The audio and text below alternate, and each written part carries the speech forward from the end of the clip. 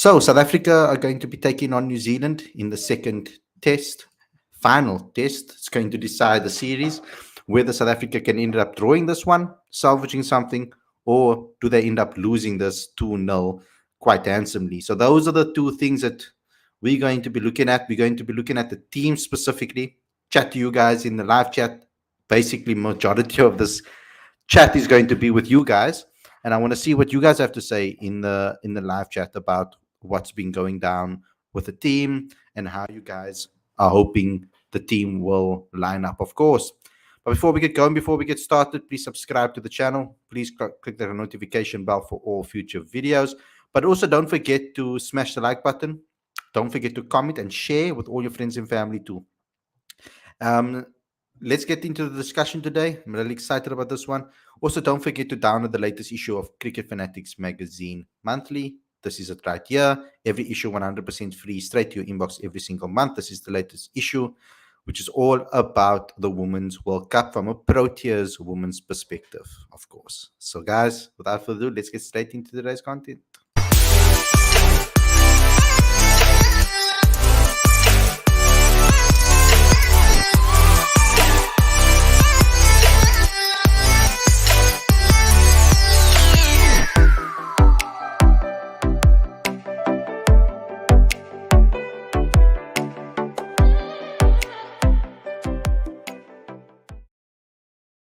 Good evening, everybody. Welcome to Cricket Fanatics magazine. This is your daily show. I'm your host, Khalid, and this is my co-host, Aditya. And today, we're going to be chatting what changes need to be made to the first 11 for the second test. Now, we're going to be talking about it in the preview show tomorrow. Of course, we will get into it.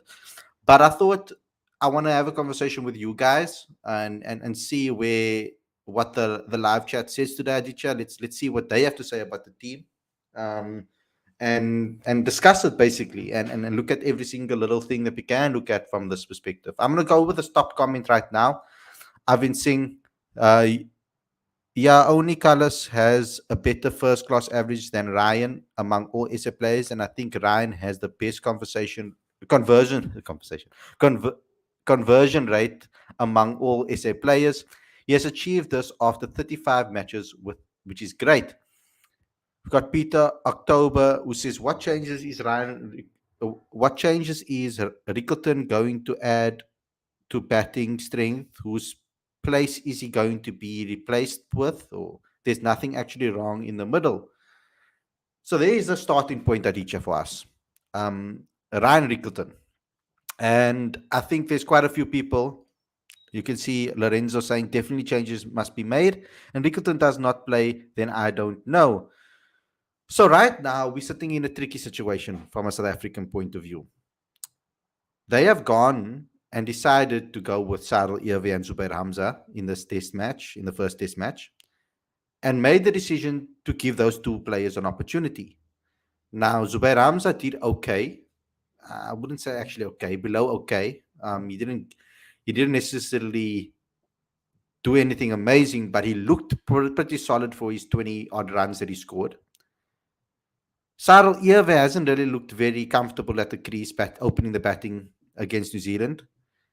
So Rassie van der Dussen didn't really look good. Aiden Marker never really looked good. So even Dean Elgar never looked good. So we're sitting in a situation where there are a lot of out of form players in the top order and looking for a replacement to bring in Rickleton. Now, mind you, if there was conversation and if it was true and the players were all over the show and they weren't really themselves and they were fatigued and they were affected by the quarantine and the jet lag, etc., then that would be unfair to drop anybody, would it not be? If that is the case.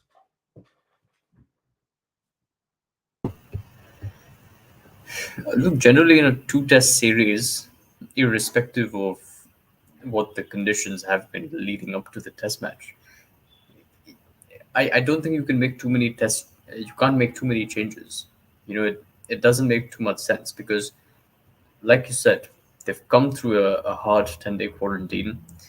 They're jet lagged, and they haven't really played warm-up games. Their only practice sessions have been at Lincoln University, and they haven't really had a lot of loading up to do, which is, I guess, the terminology used in cricket these days. So under those circumstances, I don't know if it's fair to drop Saralerve or Zubair Hamza, and let's not forget that Hamza is batting way out of position. He's a number three player and he's batting at six. So, to judge him on one test match, in a test match where everyone has failed, I don't think is fair.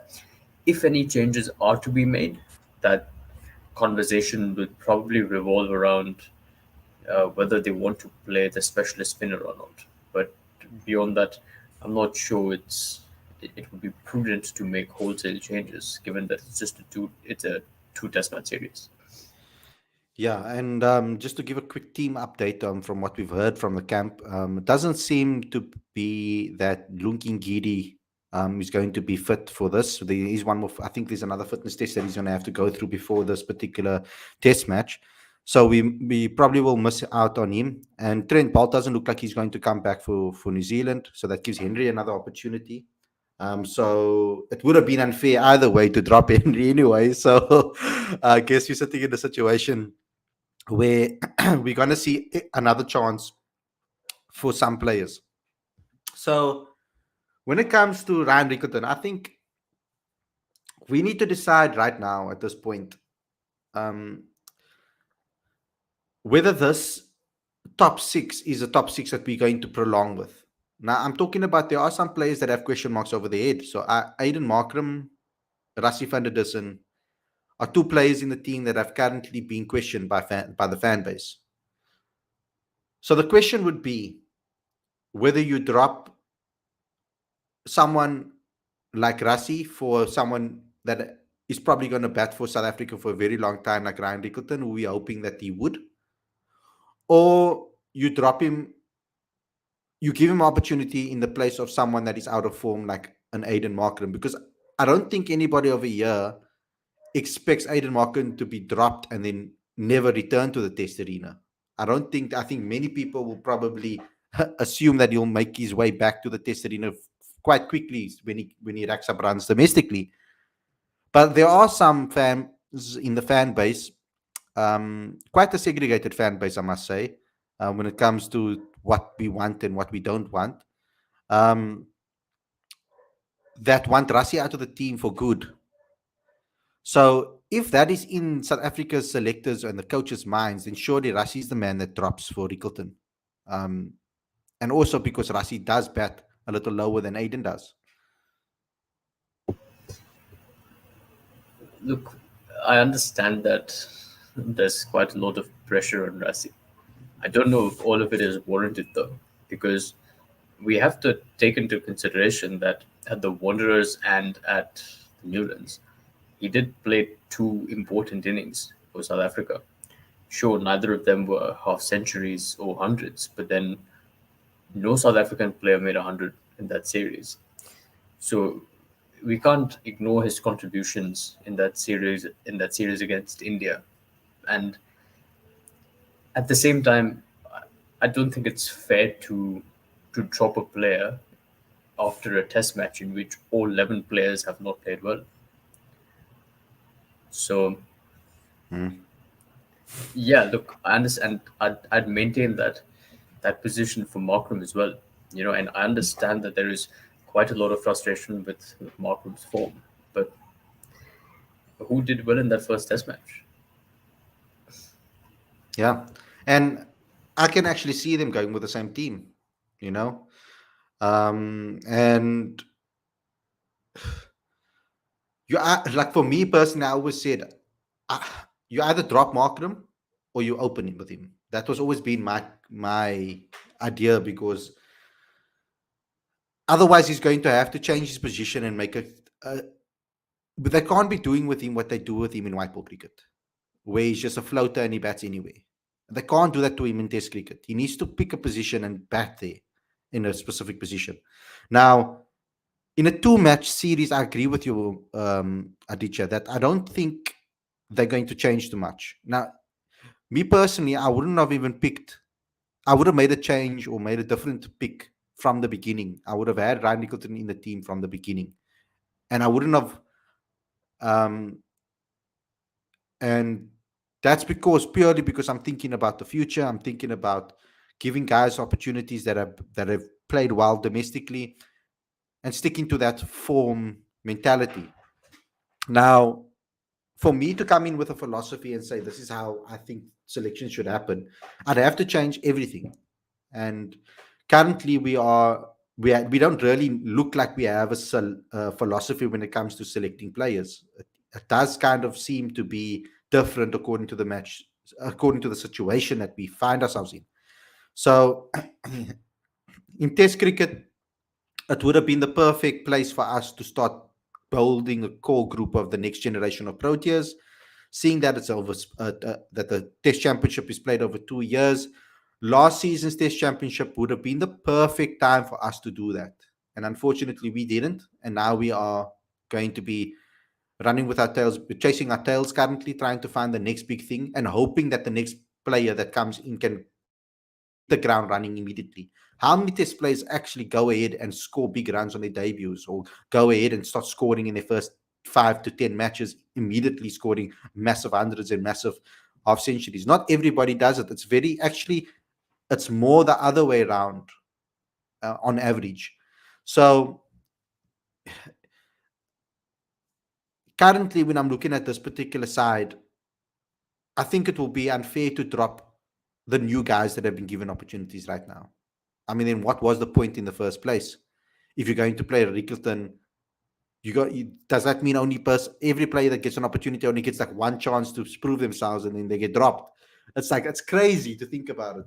So I think there's too many permutations and too much drama involved with the selection for them to go and now pick Ryan Rickleton in the match.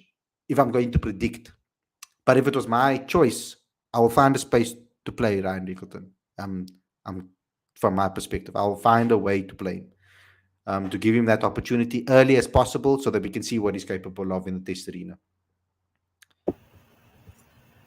Yes, definitely.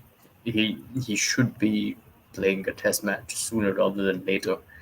Uh, but at the same time, there needs to be a conversation about the batting order as a whole, because we're obviously talking about the number of hundreds being scored, and what really constitutes a good test match batting performance. Because if you look at the India series, an 80 was a match winning performance. Temba Bafuma scored a couple of 50s, the match winning performances. Um, so in Dean Elgar scored a 90, that was a match winning performance. So I guess at some point, we have to take that into consideration. And sure, we'd like to see all of them score big, hundreds and 150s. But we need to be realistic there as well. South Africa play in some really tough conditions, and sure, it is important for them to sort of get that confidence to score big runs, because they are going to play England in their own conditions fairly soon. So that confidence is important, and I do think that Ryan Rickleton should definitely be playing that series. But Yeah, at the same time, Ryan Rickleton is not going to be that. He's not that magic pill that's gonna solve all of South Africa's batting problems. yeah. That It's consistency almost has like, to begin at the top. yeah, yeah. It's almost like we're looking for stopgaps, man. Like, Yeah, like I always feel like that's why I think Herschel Gibbs's point was so. It actually resonated with me so much, and listening to it and seeing the tweet made me think hard about it. It actually makes a lot of sense, because if you aren't finding play if there aren't players in the domestic arena who are hitting or scoring big hundreds, how do you expect them to score big hundreds against the best players in the world, where the consistency is a lot more common, where good balls, good deliveries happen more often, where the margin of error is smaller, where the pressure is more difficult? If they can't score at a domestic level against our talent here, then how are they going to score big runs in domestic in the international arena? Um, so we've got a question from Lorenzo over here asking us, bold the question to Khalid and Aditya: who would you drop for Rickleton in the team if you want to drop anyone? You see, and this is I've got nothing against this player. Please, please, please, just please understand that I have nothing against this player when I mention it. I do not. I've been saying it for quite some time now that I don't think that Rashi should focus on being a test legend. I don't think he has the time behind him to do so. I think that his focus should be on winning us a World Cup in the T20s or the 2023 World Cup, and we'll focus on white ball cricket. That is my personal opinion, and I think we need to invest in a younger guy that can bat in his position instead going forward. Because I would like us to build a score solid unit and a test team. Because at the next test championship, I don't want excuses. I want to see a team go out there and try and win it. And this is like we had a perfect opportunity last test championship to test and find the new players. We didn't take it. Now is another opportunity to do it again. We need to start finding that solid 11 to build around our core group of players. And so for me personally, because I can't go against what I said. And at the beginning of the before the tour, after India, I said give Markram until the end of New Zealand, the 2 New Zealand tests, and then we decide what we're going to do with him. Because he can very easily come to form and score a massive 100, and then what we do with him. Do you still drop him? That's going to be the question. But for me personally, I think Rassi goes and Rickleton comes in. Because I feel at this moment, otherwise I would have dropped Sarel and I would have kept Hamza, because I think that Markram must open and get his groove back. But it would be unfair to drop the newbies, Sarel, Yavia, and Zubair Hamza after giving them opportunities. So I'm caught between different worlds, but that would be my decision. I would drop, if I had to drop someone, I would drop Rassi van der Dussen and bring in Ryan Rickleton for him. I know that it's I don't know. That's just my opinion. I don't. I never ever saw an innings of Rassi where I felt 100% like comfortable. I feel like it's a struggle for him in the test arena. But that's just my opinion. And it's probably hectically wrong. And if I speak to him, he'll probably shit on me and crap on me, or diss me for it, or tell me something. Rassi's not that type of guy. He wouldn't tell me that. He'd probably just laugh at me and say, "Okay, that's your opinion." But yeah, that's what I'll do. Sorry, I'm now prolonging one answer. Khalid, my question to you is: apart from Temba, who is not struggling? Can we drop all of them? Can we drop the entire batting order? Possibly, possibly. Like You the see, captain is struggling. I feel there's a safety net on Kyle because he's just got a couple of tests. Maybe there's a safety, and now there's a safety net on Zubair, and now there's a safety net on kind of Sarel Yavia for now. Um, Look, Sarel and Zubair Hamza have like one test match each because Keegan Peterson is definitely going to come back in and regain his spot. There's no yeah, doubt about that, right? So Keegan comes in, it becomes a stronger batting lineup based on current form. My question to you is still, who is not struggling in that batting lineup? Even Dean Elgar is struggling. all of You know, them are, man. we can talk about that 90 not out for a while, but Bro, what he about all averages the knocks below. around that? Yeah, yeah, he averages below 40 in the last 14 since Boucher took over. That should be approved. And I'm only taking from when Boucher's tenure. You can't be taking. We played a different style of cricket under Otis. Like it was a full on, like, let's just bowl people out for like 100 and try to chase it. Or it was crazy. Otis Gibson is a mad dog with his mentality. Like he's crazy. Like the way he understood, the philosophy that he went through implement. He was like, "We got to take 20 wickets, and that's it, guys. That's our my mentality. 20 wickets. That's in a match. That's it. That's how we're gonna play, or we're gonna bowl you out cheaply." Um, and or we're going to try and put on as much as possible and let's try to defend as best. Take 20 wickets. That's the mentality. Oh Lord. Yeah, and look, but this is exactly why I had said when we did the preview of this series and the first Test match, is that at that point I said that Ryan Rickleton should be playing, given the context around the team, around the side. That if you have that many out of form players, you need to have someone who's high on confidence, along with Temba Bavuma, to carry the batting lineup. But now that ship has sailed because you've already played one Test match, and you can't make significant changes for the second Test match. Like that simply doesn't work because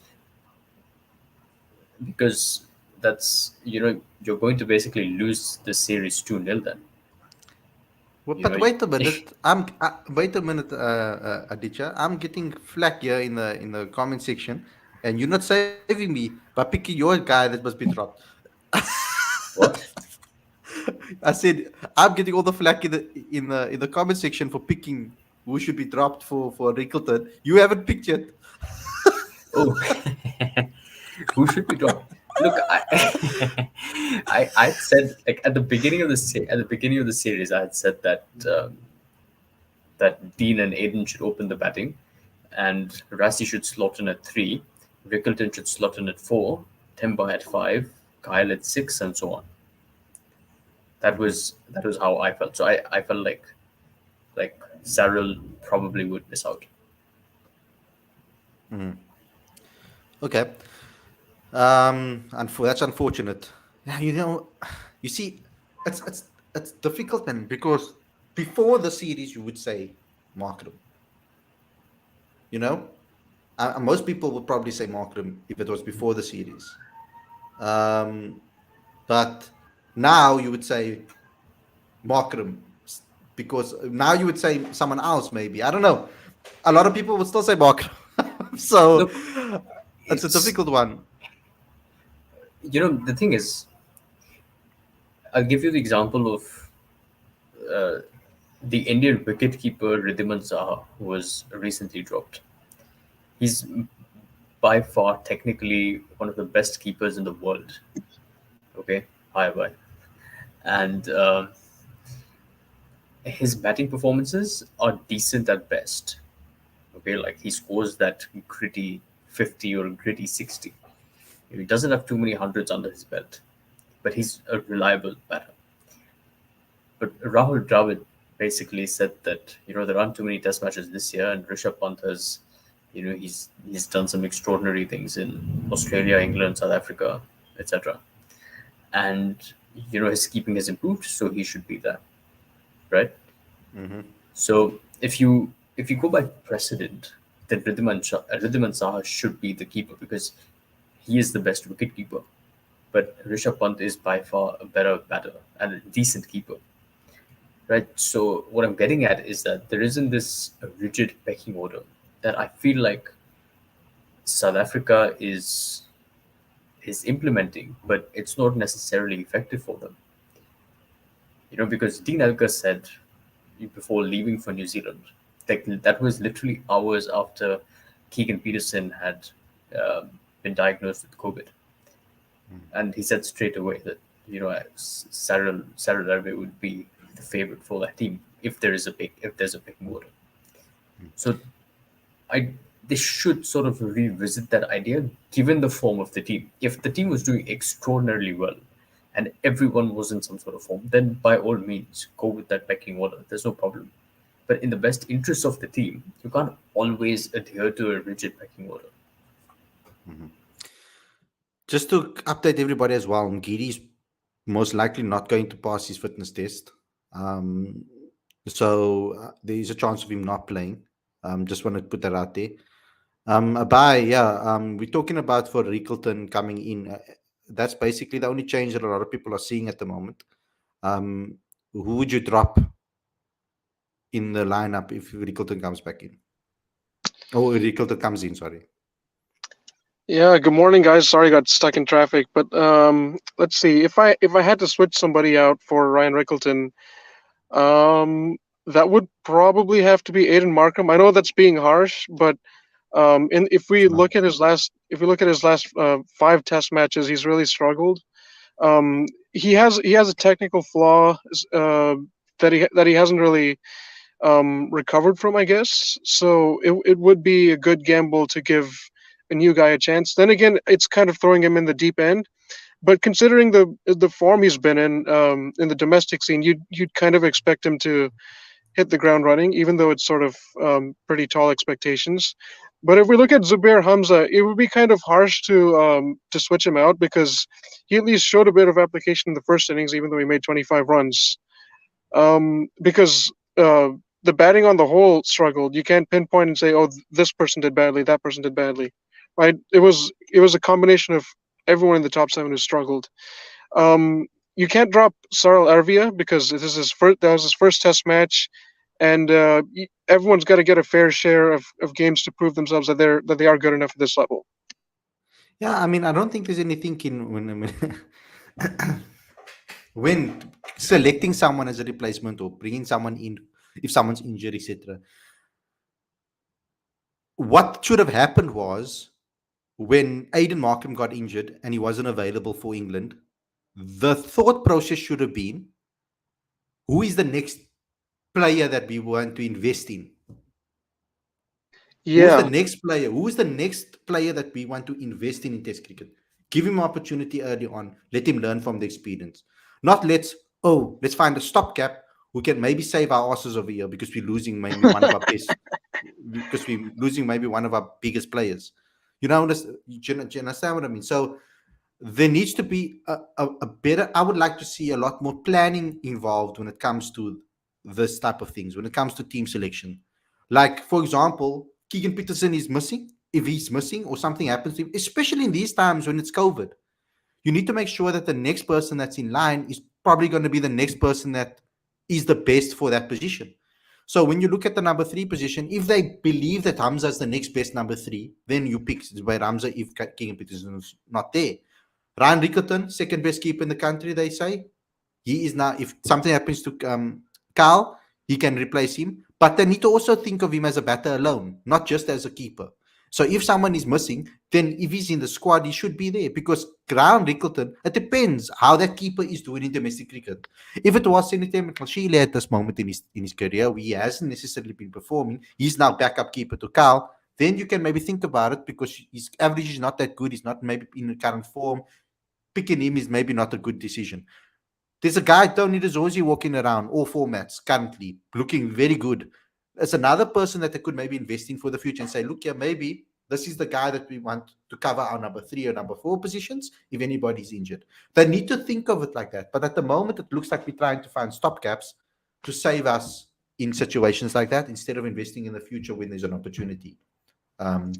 So Markram should be dropped based on his form because his form in Test cricket has just been poor. Like we said, it was like 9 in 10 games. So if you're going to look, if we're going to go on form, then it's plain and simple. Markram out, Rickleton in. But if we're going in on this in future investment and thinking about who's going to be the next in line to take one of the middle order spots, then I would go to drop the another play that's maybe not off form like Rassi, basically. If he's not in the plans for the next 2-3 years. But that's only if he's not in the plans for the next 2-3 years. If he is, then it's simple. Then it's Aiden. got it. Yeah.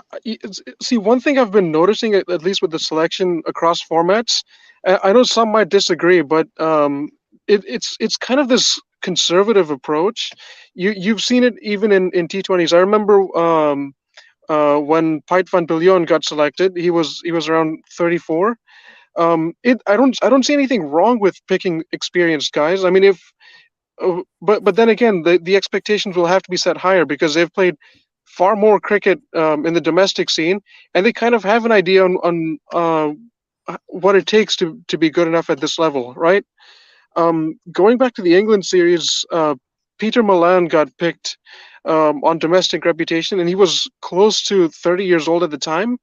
I'm not saying that's a bad thing, but if if you're going to pick players like that, they have to be among the first names to make the roster. Like they have to be a certainty in the playing 11. But at the same time, Picking a younger guy, even if things don't go well early on, you have this sense of security that this guy could make the grade for Test cricket in due course, right?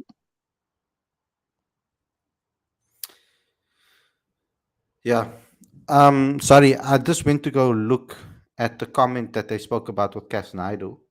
Um, when I think you're talking about when she said, still chuckling about Twitter selectors calling for two wicket keepers to be picked. I don't know if she's joking or not. Maybe thinly veiled sarcasm. Yeah. Yeah, that's what I'm thinking. I'm trying to look at the replies. Would have been big fan of Ryan. Would have been surprised to see both him and Kyle in the lineup. Feel sorry that he continues to watch from the sidelines. I don't think that that should be an indication of whether someone should be picked or not. To be fair, to having two keepers, you're batter first, in my opinion, not a keeper first. Yep. That's how I see it. And I think majority of keepers would drop the gloves before or drop the gloves instantly if they have to if they were told to focus on their batting alone. I don't think you can get selected in a team these days, in this day and age. I don't think you can get picked into a team just as purely as a keeper. It's not. I think maybe back in the day, maybe that could have happened, but right now, um, yeah. Yeah, I saw another comment saying Glenton Stearman isn't Proteas test material. I mean, how the heck are you gonna know after just one game? It doesn't make any sense. But that's what so my thing is, we judge the way we judge people. It baffles me because even when we talk about form, domestic form doesn't necessarily mean that you're going to be in form internationally. Like it doesn't. It doesn't. It, it gives you a bigger chance, yes, because you're in good confidence. But you can come off red hot form and just be completely crap at international cricket. Like that. That can happen. Um, so uh, yeah, I think it's about temperament. About we need to look at it a lot more in detail. There's gonna have to be a lot more specifics. Like look at Keegan Peterson's a perfect example. Actually, he's actually the perfect example to give you an example of it. The thing that stood out to me about Keegan Peterson was not the fact that he scored half centuries.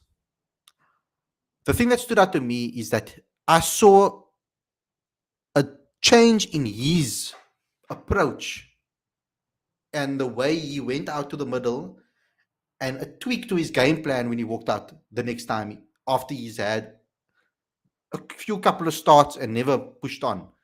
Against India, I saw a distinct change in what he did and his approach. He didn't try to play at too many deliveries like he did at the beginning of it when he started his test career, because he started realizing how many good deliveries come your way and you need to be patient. So there was a distinct change in the way he played. That is a sign that someone has the ability for test cricket, because I feel that the ability to adapt and not to be afraid of changing your your um, your style or your game plan to help you score runs and to find a way to change things, that shows a true indication to me of someone that can play test cricket. Now, it still hasn't been enough games for us to completely say that about Keegan. He could go completely off pear shape when he comes back and be completely rubbish, but he could also be amazing. So we have to wait and see. But there are certain small indicators like that that you can tell. Oh wait, this player understands that they need to adapt. That they need to maybe be more patient. They are reading the game. They're reading the situation. They're not just going there hoping that their game plan works before the time and then it sticks to it. Look, the other thing that stands out about Keegan is that in that India series, he really got that balance between attack and defense right. When conditions were tough and the bowlers were on top, um, he was, he defended and he defended confidently. And then there were other times when he needed to release pressure and he'd play an attacking shot and uh, he'd release that pressure. So he got that balance between attack and defense spot on, and that's where the rest of the batting lineup is struggling, barring Timber, of course, uh, because maybe it's confusing messaging, whether it's a lack of execution. I don't know, but that to me is the difference between Keegan Peterson at his best, and the rest of the batting lineup. Yeah, probably the last thing I'm going to say before I got to head out. Yeah, when it comes to Keegan Peterson, if you look at how his first two or first three test matches went, people could have easily said, drop this guy," but it's his ability to learn and adapt that's been so rewarding. I mean, we saw him score what three half centuries in the India series, and he kind of intuitively figured out that batting on these surfaces and in that entire series, the pitches weren't that easy to bat on. Yeah, he knew that he couldn't be in survival mode for too long because he saw so many of his teammates getting out that way. So he had to kind of find this middle ground between going for it and staying defensive, and he figured it out to great effect. I think when we discuss that, it's something that some of these players in this playing 11 are kind of trying to figure out in New Zealand. I know this. I know I don't want to make an excuse or anything, but not having proper practice and having 10 days of hard quarantine, it certainly does play a part on the psychological side of things. So I think after this tough first test match, I feel the Proteas have probably learned should be able to learn from their mistakes and put together a more gritty, more clinical performance in the second test match. And plus, it's held at the same ground, so that's probably a good thing too. Hmm. Thanks, guys. Cool. We're gonna wrap it up now anyway. Bye. So thanks to everybody for watching. Okay, he left. Never mind. Aditya, do you want to have your final words? Well, I hope that there's a serious discussion about whether Keshav Maharaj should play the test match or not, You because yes. because I think let's can't make that the topic of tomorrow's show. yeah, oh, sure. Well, then good luck to the Proteas and see you guys tomorrow. Yeah, so let's do a preview of the game tomorrow, guys. We're gonna hopefully have a panel on the show to chat about it. Maybe I'll get an opportunity to maybe think about this a little bit better and try to get a proper response when it comes to who should Ryan come in for if he does get an opportunity. I'm gonna try to make a decision tomorrow on tomorrow's show. Let me think about it. But guys, thanks a lot for watching, and we'll see you guys again tomorrow for another daily show. Don't forget to smash the like button, comment, share, subscribe. Click that notification bell for all future videos as well. Don't forget to also subscribe to Cricket Fanatics Magazine monthly. Every issue is 100% free, straight to your inbox every single month. The link is on the screen as well as in the description. The latest issue is with Sune Loose. She's on the front cover, and it's all about the Proteas women's preparation for the World Cup. So, guys, without further ado, I hope you guys enjoyed this episode, and we'll see you guys again very, very, very soon. Take care and enjoy the rest of your evening.